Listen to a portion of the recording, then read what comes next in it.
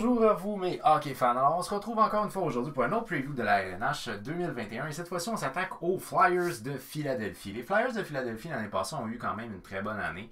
Alors c'est un preview qui, dans le fond l'organisation ressemble beaucoup à ce qui était l'année passée. Ils ont pas vraiment fait de, ils ont fait des mouvements mais ils n'ont pas fait de mouvements majeurs. Il y en a un que je vois qui est une grosse perte quand même, qui est la retraite non prévu de Matt Niskanen parce que dans le cas de Niskanen, on s'entend qu'il y avait, il y a toujours, excusez, là, il y a 33 ans.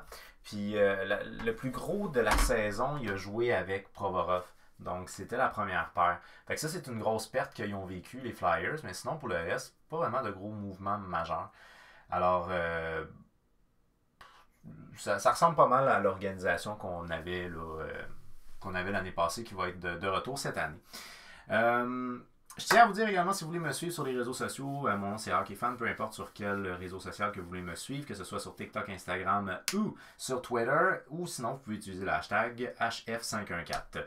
Alors, l'année passée, les Flyers ont décidé d'embaucher Alain Vigneault. Puis moi, ça, c'est un coach en qui j'ai énormément confiance, Alain Vigneault. Puis je pense qu'il a fait un beau travail avec cette organisation-là. C'est une organisation qui a terminé au 4e rang de la conférence de l'Est. Donc, ils sont rentrés de manière confortable en séries éliminatoires. 6e rang dans la Ligue. Encore là, c'est quelque chose qui est très confortable. On a, au niveau des victoires, 41 victoires, 21 défaites. Ça a super bien été au niveau de l'année de manière générale. Et il y a un point qui est un point que je vois au niveau des joueurs, qui est un point vraiment très important. Ça va être, en fait, plusieurs points très importants. Mais le premier que je veux mentionner, ça va être la stabilité de Carter Hart. Alors, dans le cas de Carter Hart, là, on a obtenu une efficacité de 914 en 43 matchs en saison régulière. Puis pendant les séries éliminatoires en 14 matchs, 926. Donc, sa moyenne en saison régulière de Carter Hart, 43 matchs, 2,42, 914. En séries éliminatoires, 14 matchs, 2,23, 926. Il s'est même un petit peu amélioré en séries éliminatoires. Fait que ça, c'est quelque chose que les Flyers ont eu beaucoup de difficultés pendant les dernières années d'avoir un gardien de but qui est un gardien de but qui était stable. Alors, on voit en Carter Hart le calme olympien qu'on voyait en Carey Price quand il était plus jeune. Si je ne fais pas erreur, je pense qu'il a 22 ou 23 ans. Donc, c'est un gars qui commence sa carrière dans la LNH et il demande de très belle chose. Alors, l'avenir pour les Flyers va passer au travers de Carter Hart devant les filets, ça c'est sûr et certain. Également, on a vu l'éclosion de Provorov, donc si jamais vous avez regardé les séries contre le Canadien, entre autres, on a pu voir un peu le genre de joueur qui est Provorov. C'est un gars qui est physique, mais c'est un gars qui est capable de mener la rondelle, c'est un gars qui est capable de compter, il est capable de... il joue bien et il est capable de rapporter offensivement aussi. Une belle éclosion dans son cas à lui. Konechny a été une belle éclosion, une belle surprise aussi. Donc, c'est lui qui a été le meilleur pointeur. En échange de quoi, on a vu des ralentissements de Claude Giroux puis de Sean Couturier. Malgré tout, Sean Couturier a remporté le Selkie, ce qui est quand même très bien. Donc, on ne va pas y enlever ça. Sinon, un élément qui est un élément plutôt triste, c'est l'espoir de Nolan Patrick. Nolan Patrick, dans son cas, il avait connu une bonne première saison, une trentaine de points à sa saison recrue. Après ça, à sa deuxième saison, encore une trentaine de points, pas vraiment d'amélioration. Puis l'année passée, il n'a pas joué du tout à cause de symptômes de maux de tête. Probablement, j'imagine, lié à une commotion cérébrale ou quoi de même. Là. Et c'est un des... Nolan Patrick, c'est un des gros prospects de cette organisation-là. Puis honnêtement, ça va pas nécessairement dans le bon sens dans son cas à lui. Alors là, pour l'instant, au moment où moi je tourne, j'ai toujours pas la confirmation comme quoi Nolan Patrick va être là au début de la saison. Pour l'instant, il est encore considéré blessé, puis il n'y a pas une date de retour en tout cas, moi, selon ce que j'ai lu, il n'y a pas de date de retour précise. Fait que ça se peut que si ça ne s'améliore pas pour ses maux de tête, ça se peut qu'il ne joue pas encore cette année, puis ça serait un peu dramatique parce que là, sa carrière est relativement jeune, il aurait déjà manqué 2 saisons complètes à cause de maux de tête. Enfin, bref. Alors, on va se lancer dans l'analyse. On va commencer d'abord et avant tout par Alain Vigneault est notre coach et il revient. Chuck Fletcher, le DG, il revient, pas de problème là-dessus. L'année passée, les Flyers, c'est 41 victoires, 21 défaites, 7 défaites en prolongation, un total de 89 points. Une excellente saison pour les Flyers de Philadelphie. Pas de questions à vous poser. Une moyenne de but marqué de 3,36, c'est le 6e rang dans la Ligue nationale. C'est toute une attaque, là, les Flyers de Philadelphie. Une moyenne de but encaissé de 2,84, ce qui est quand même très bon. On parle ici à égalité le 10e rang dans la Ligue nationale. Un avantage numérique à 20,8, ce qui est bien, et un désavantage à 81,8, ce qui est bien aussi. On a terminé 6e dans la Ligue nationale, 4e dans la conférence de l'Est. Le meilleur buteur a été Konechny. Konechny. On s'attendait peut-être pas tout à fait à ça, mais quand même, Konechny, c'est 24 buts. Et là, un fait qui est un fait particulier, c'est Oskar Lindblom. Oskar Lindblom, avant que, ben dans le fond, avant qu'il tombe sur la liste des blessés liés à un cancer qu'il avait en fait, parce qu'il a fait le traitement puis il était en rémission. Il a donné d'être le deuxième. Ben, il a donné d'être égal en termes de nombre de buts au moment de son arrêt. Donc, il y avait 11 buts marqués. Puis il était égal au sommet de l'organisation avec ses 11 buts marqués. Mais finalement, il a été obligé d'arrêter. Puis bon, il est revenu juste en séries éliminatoires dans son cas à lui. C'est un gars que s'il avait eu une saison complète, aurait peut-être challengé Konechny pour ce qui est du meilleur buteur de l'organisation. Le meilleur en termes de points aurait été Konechny, 61 points. C'est un petit peu décevant qu'on ne retrouve pas des gars comme Sean Couturier et Claude Giroux encore dans le top. C'est des gars qui ont ralenti un petit peu l'année passée. Mais ceci étant dit, Konechny, c'est un gars qui prend la relève. Puis c'est quand même un beau potentiel intéressant dans son cas à lui.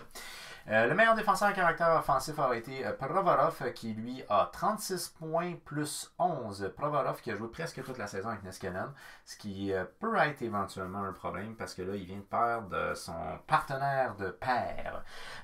En termes de jeunes qui peuvent être intéressants à suivre pour la saison, le seul que je vois là, qui a des bonnes chances de faire partie de l'organisation dès cette année, ça serait Morgan Frost. Mais ce qu'il faut mentionner, c'est que tu as déjà des gars qui sont jeunes dans l'organisation. J'ai parlé entre autres de Carter Hart, là, qui n'est pas vieux. Mais Farabee aussi, c'est un gars qui est vraiment pas vieux. Puis Nolan Patrick, s'il joue, il est vraiment pas vieux non plus. C'est tous des gars à début vingtaine. Donc, tu sais, ils ont déjà des jeunes dans l'organisation. Morgan Frost, lui, dans son cas, il a joué comme une partie de l'année passée dans la Ligue nationale, puis sinon une autre partie dans la Ligue américaine. Morgan Frost, c'est un joueur de centre de 21 ans, choix de première ronde en 2017. Pratiquement impossible qu'il réussisse à être sur un des deux premiers trios. T'as Couturier et Hines qui sont là juste avant lui. Plus d'expérience, puis bon, même si Couturier a peut-être un petit peu ralenti, il reste que c'est des gars qui fournissent encore. Fait qu'il n'y a pas grand chance qu'on le voit sur un des deux premiers trios dans son cas à lui. L'année passée dans la Ligue nationale, c'est un total de 20 matchs, 2 buts, 5 passes, 7 points. Dans la Ligue américaine, 41 matchs, 13 buts, 16 passes et 29 points. C'est un gars qui est considéré comme ayant un bon sens du hockey et qu'il est très rapide sur ses patins. Fait que c'est pas un gars nécessairement qui est habitué à un style de jeu très physique. Ça se pourrait qu'il fasse le son un peu dans la ANH. Fait que le fait de le faire commencer sur un troisième trio, ça peut être intéressant dans son cas à lui. Parce que c'est un gars qui est un gars à caractère offensif. Puis un autre point qui peut peut-être être intéressant, c'est si tu l'habitues à jouer avec un autre jeune. Comme exemple, de l'habitude de jouer avec Farabee. Puis si jamais Nolan Patrick revient, de l'habitude de jouer avec Nolan Patrick. Parce que c'est les jeunes qui vont prendre la relève de l'organisation. Donc les habituer à jouer ensemble, ça peut être super intéressant aussi comme genre de move. Mais alors, pour l'instant, moi je l'ai mis sur mon troisième trio. Je vous ai mis également Isaac Ratcliffe. Isaac Ratcliffe, c'est un allié gauche de 21 ans, choix de deuxième monde en 2017. Dans son cas, à lui, pour l'instant, il est encore sur la liste des blessés, estimé pour encore environ un mois. Fait que, théoriquement, dans plus ou moins 4 semaines, il devrait revenir et il pourrait peut-être avoir sa chance dans la LNH, mais j'y vais à grands coups de peut-être, parce que sa saison a été quand même plus ou moins décevante, je vous dirais. C'est un gars qui tarde à se développer dans son cas à lui. Dans la Ligue américaine, il y a eu 53 matchs, 6 buts, 9 passes, 15 points. Mais ce qui l'avantage, c'est son physique. Il mesure 6 pieds 5, 203 livres. Donc, c'est une des raisons qui pourrait peut-être, et je dis bien pourrait peut-être, faire partie de la LNH cette année à cause de son physique, mais les statistiques ne sont pas nécessairement au rendez-vous. Et ça peut être quelque chose de problématique. Puis de toute manière, ben là, je vous ai mis le petit plus ici pour vous dire comme quoi il est blessé. Fait que bref, il ne commencera assurément pas la saison dans la NH, ça c'est sûr et certain. C'est la raison pour laquelle vous ne me le retrouvez pas ici. Si je l'avais eu ici, il aurait été un scratch, mais je le laisse sur la liste des blessés. Nolan Patrick, parce que je sais juste pas. Je sais pas du tout c'est quoi l'estimé de son retour. Fait que je l'ai mis pareil. Mais c'est un autre jeune, lui, mais il a joué trop de matchs dans la NH pour dire que l'équipe ne le connaissait pas. Alors, les noms qui sont en bleu, c'est les noms qui sont déjà connus avec les Flyers de Philadelphie. Les noms qui sont en rouge, c'est des gars qu'on va insérer, comme là dans le cas présent ici, c'est un jeune qui nous vient de notre ligue américaine. Donc en tant que tel, on le connaît quand même un peu à Philadelphie, c'est pas un total inconnu. Il n'y a pas eu de gros mouvements dans cette organisation-là, comme je l'ai dit, Niskanen qui est parti, qui a pris sa retraite. Et là, on a Gustafsson qu'on a signé, qui est un défenseur à caractère offensif. Mais on a déjà des défenseurs intéressants. Philippe Maillard a l'air de bien se développer. En tout cas, il a gagné en confiance l'année passée. Puis ça, c'est super intéressant parce que c'est un défenseur qui pourrait venir jouer éventuellement avec Provorov là, sur la première paire. Fait dans son cas, à lui, c'est un gars qui est à suivre là, concernant son développement. Provorov, ben là, lui, il a connu une excellente saison l'année passée, des bonnes séries aussi. Fait bref, on a déjà des gars qui sont quand même assez solides au niveau de la défensive des Flyers. Puis c'est des gars qui sont peut-être plus offensifs. Fait Gustafsson devrait, d'après moi, remplacer sur la première paire Niskanen. Donc, le premier trio, je vois pas vraiment de raison de le changer. Je veux dire, l'organisation a bien fait l'année passée, même s'il y en a qui ont ralenti un petit peu, c'est pas grave. On se maintient avec des gars qui se connaissent, ils ont une belle symbiose ensemble. Fait qu'on continue avec ça. Quand même, Couturier a remporté le trophée Selke. Fait que c'est pas. Il y a peut-être moins de stats offensives, mais il a quand même bien joué. Fait que, bref, Claude Giroux à l'aile gauche de mon premier trio, 53 points, 69 matchs l'année passée. C'est un gars qui a beaucoup de leadership, qui doit continuer dans ce sens-là et essayer de se maintenir le plus possible sur un point de vue des statistiques offensives. Sean Couturier, mon premier centre, 59 points en 69 matchs. C'est quand même pas mauvais là, pour un gars qui a gagné Selke, près de 60 points en 69 matchs. Là. Je pense que c'est bien quand même. Et Jacob Voracek, que je fais jouer à la droite, 56 points en 69 matchs. Fait que vous voyez que c'est quand même assez équilibré au niveau là, des statistiques. 53, 59, 56. On a un gauge qui est à peu près similaire, mais comme je vous dis, ils sont habitués de jouer ensemble. Fait que je les ai gardés ensemble. Au niveau ici de ma deuxième ligne, c'est là où j'y étais avec une petite audace. Et ma petite audace, c'est en fait Lindblom, que j'ai décidé de mettre sur mon aile gauche du deuxième trio. 18 points en 30 matchs l'année passée. Mais comme je vous ai dit, avant qu'il arrête à cause de sa maladie, il y avait 11 buts et il était égal avec le meilleur buteur de l'organisation au moment de son arrêt. Fait que c'est un gars qui a un caractère offensif qui peut être intéressant.